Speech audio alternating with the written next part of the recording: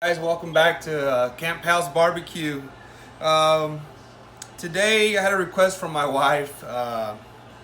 She wanted some pork carnitas. So today we're going to be doing some pork carnitas. All I did is I bought one of these Smithfield pork shoulder roast, and I'm gonna go ahead and just cube it up into chunks. And what we're gonna do, I'm gonna cook them inside today.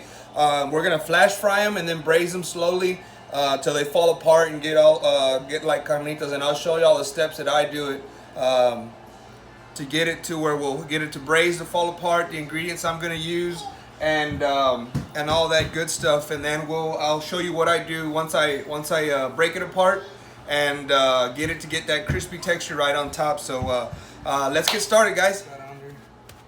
Grab it out of there.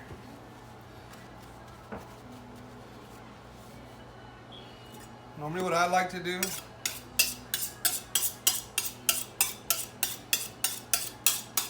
is cut it into steaks, and then I'll you got that bone right here, which is that, I guess it's the shoulder blade or something like that, I believe.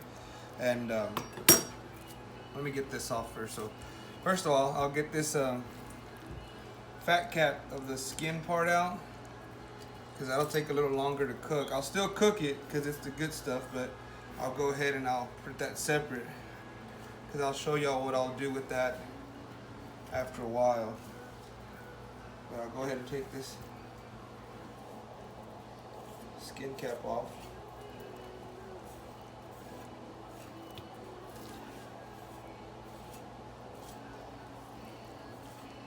Still gonna use this part, but it makes it a little tougher. It makes it a little easier to cut through while I'm cubing it. Like I said, this takes a little more cook time. So if you separate it a little bit, it'll get that's just the skin. That's the good stuff right there. That's what your pork grinds are made of, chicharrones and all that good stuff. But I'll take it off and then I'll cube it up and put it in together, like they call it the cueritos. But for now, I normally, like I said, I like to cut steaks, yay big, and then I'll chunk them. You know, cut steaks and then chunk them. Normally, try to keep them in bigger chunks.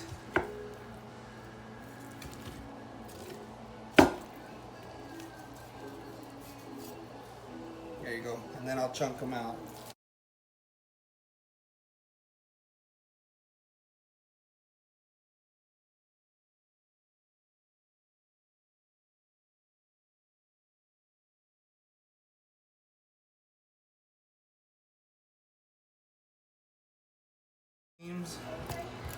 And then just get in there. Once you get to that bone, all you do is cut down and come across it. Yes?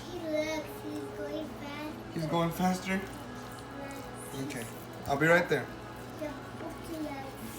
Both the legs. Like that chunk, I'll go ahead and just put it in there.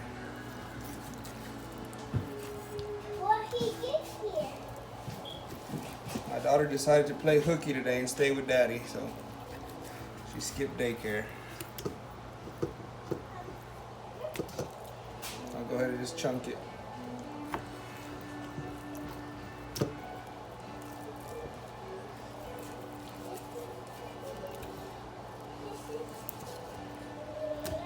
Alright guys, let me chunk this all up. So you've seen it once, you've seen it all. I'm normally just going to do chunks like about this big. One thing that I did do, of course this is that big bone of the shoulder, and then it's got another bone in here that goes on top of this like a rotator cuff, and this one goes, it's setting right in here.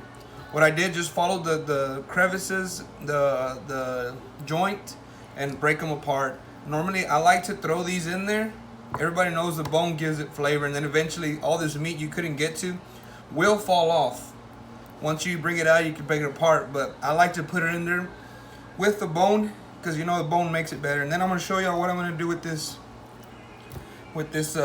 fat cap, well, the skin of it, you know, those cueritos they call it. So I'll take y'all to where I'm going to be doing it in, and then we'll get started with the cooking process. Like I said, give a little bit of coarse salt, coarse pepper. Of course, you gotta have the cumin. Gotta have it. Carnitas wouldn't be carnitas without cumin. And I'm just gonna give it a little bit of parsley flakes.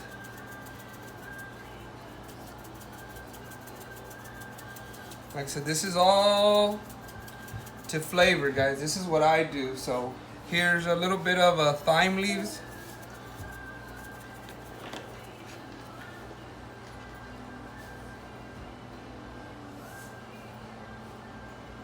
And I'm just gonna mix it up a little bit. Just gonna mix it up, let all that stuff get in there.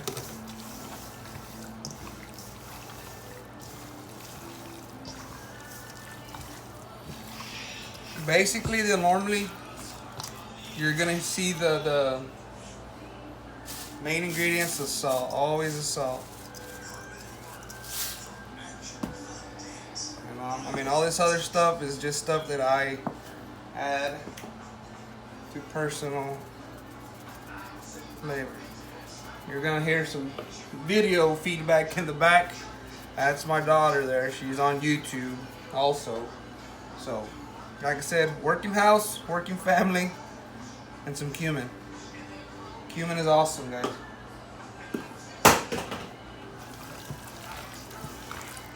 Just work it. Just make sure we get most of all the carnitas covered.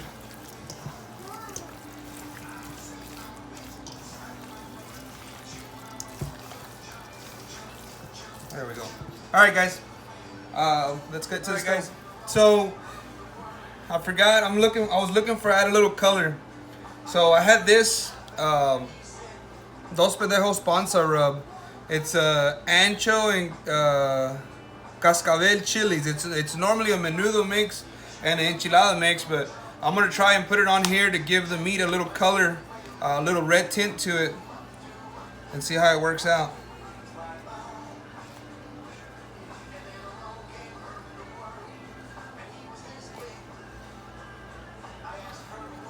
And I'll leave the link to the description on the description box to this one, and go ahead and mix that in there just to give it a little red in color. See what it pans out.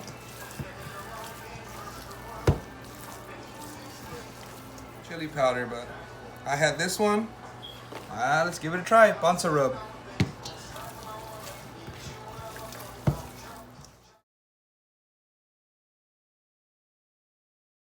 Alright, guys, so like I said, I'm doing them inside today. On this, it's just one of these regular, I guess stainless steel galvanized, pans. Bought it at H-E-B. I've used it. Normally do them outside and stuff, but like I said, my little one stayed in from daycare today, and I've been hanging out with her, and before I go back into work. But what I'm gonna put in here, guys, is just regular lard. Find it, any grocery store or whatever. And I'm gonna go ahead and I'm gonna put 2 of these. Like I said, this is just to get it kicked off, to get it started. Because eventually then the carnitas will release their own. This is just to give them that kick started. I'm gonna flash fry them, in this oil. In this lard. You don't have to use lard, but us, always gotta have the lard in there, make it good. But we'll flash fry them real quick, get them sealed up, get the carnitas sealed up, flash fried, and then we'll slow them down and braise them. It'll be, I'm hoping a 4-hour cook. Hopefully that's why I started early. That way when the wife and kids get home from school, we'll be ready to go. So I'll check back with y'all once this lard's ready to go, and we'll throw in our carnitas. All right, guys, I think we're about ready. Oh yeah. Now be very careful, guys, because this stuff is extremely hot and will splash up and get you. It'll get out there and bite you. Be extremely careful, guys. Try to split them out. Eventually you're gonna have them full, but we'll go ahead and crank it up, because the cold, that the meat will start to cool down that oil. So we'll get it good and hot. Like I said, we're gonna flash fry them, and then we'll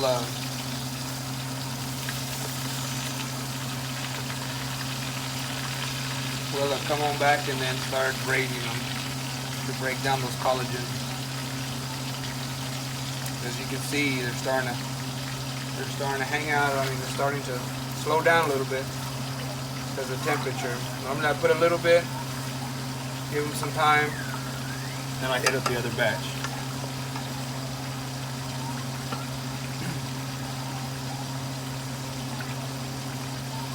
Hopefully we can pair this with a pico de gallo or some avocados or something to make some good tacos.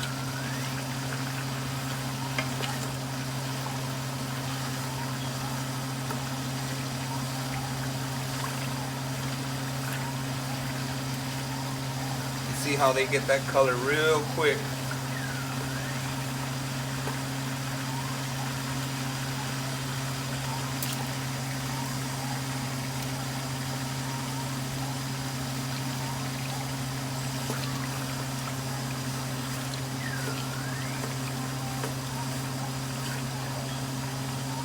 Alright guys, I'll get these going, and then once I get them all seared out, I'll show you what I'm going to put in them while they go in there and once they're searing in that hot oil, once we get them all flash fried. Alright guys, we'll be back in a bit. Alright guys, they're getting going pretty good. All I did here was an onion, cut it in fours, just throw it in there, and I also put pretty hot, a whole stalk of garlic. All I did was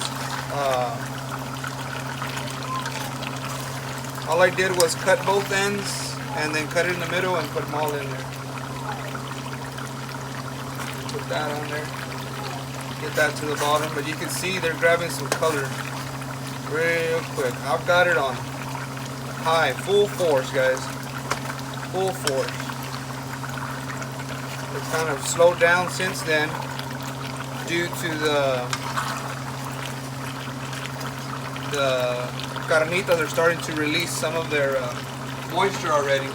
So we'll get them to where they release most of their moisture to where they start in their own fat, and they'll start frying in their own fat, and then we'll braise them. And then we'll slow them down and start the braising process. Alright guys, so I got this at full force. The stove is on high. Now, like I said, they're still cooking in there.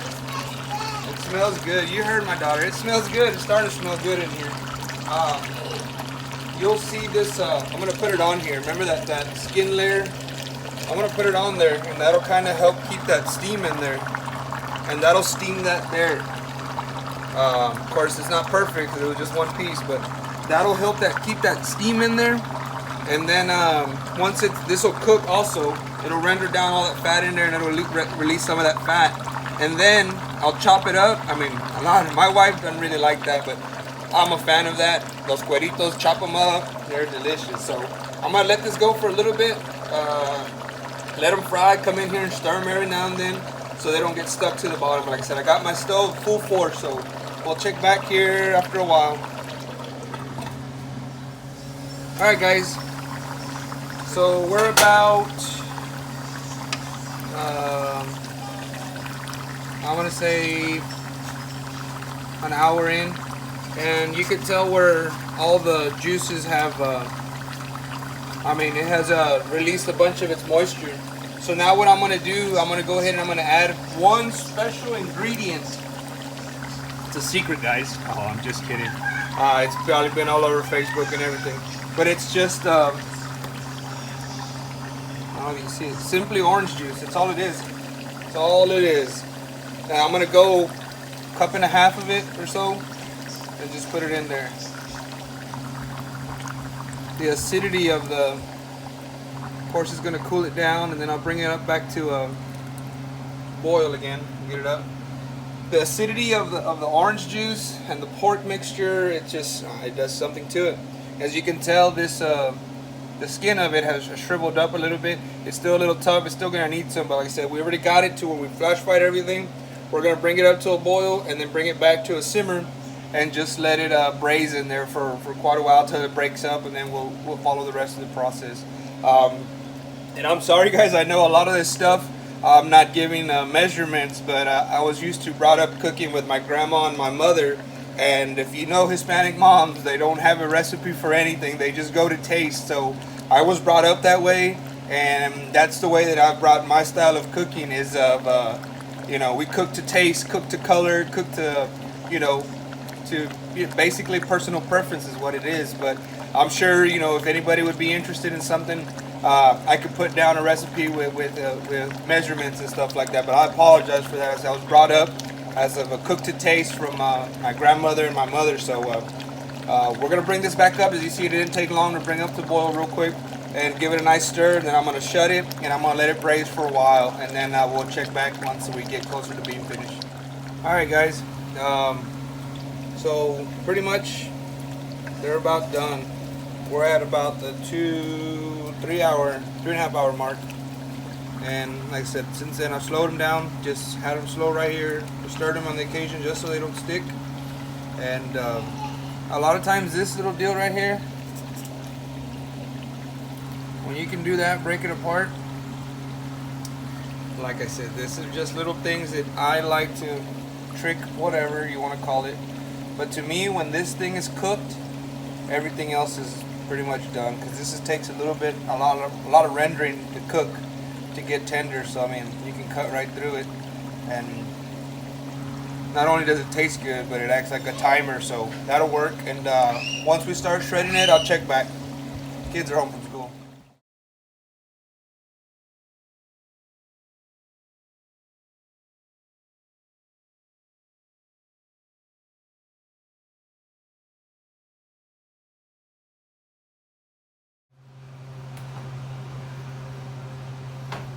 Alright guys, here all I'm going to be doing now, we've got everything off. I already diced everything up. All I used to dice it was one of those regular used to make refried beans. I'm going to get the carnitas and just put them on here.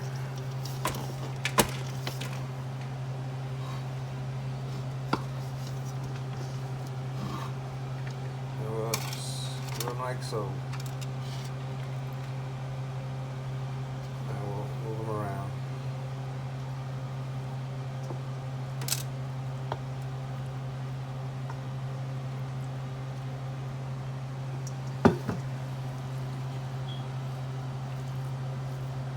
All I'm going to do right here is put it on the oven on broil, and just get a little crispiness texture on top of them, and that'll be it.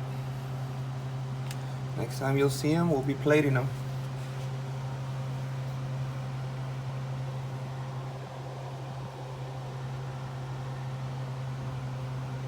Alright guys, I did forget,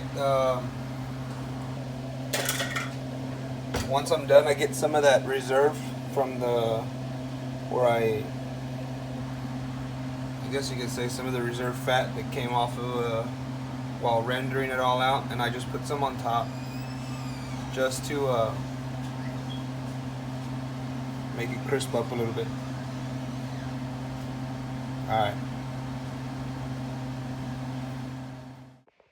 Hey guys, what I ended up doing, I went ahead and broiled them for about 10 minutes till I got that crispy texture out that I wanted on top. Unfortunately, we didn't have a plating scene or a tasting scene on this one. The kids got home and the mayhem started, but we were able to plate them with some pico de gallo, some queso fresco. Ended up making some mini street tacos, which came out pretty good. Hey guys, I hope you enjoyed this, and thank y'all for all the love and support that y'all been giving me so far. Hopefully y'all are enjoying the content I'm putting out, and please hit that subscribe button, hit that thumbs up, and we'll see you all in the next one. Appreciate it, guys.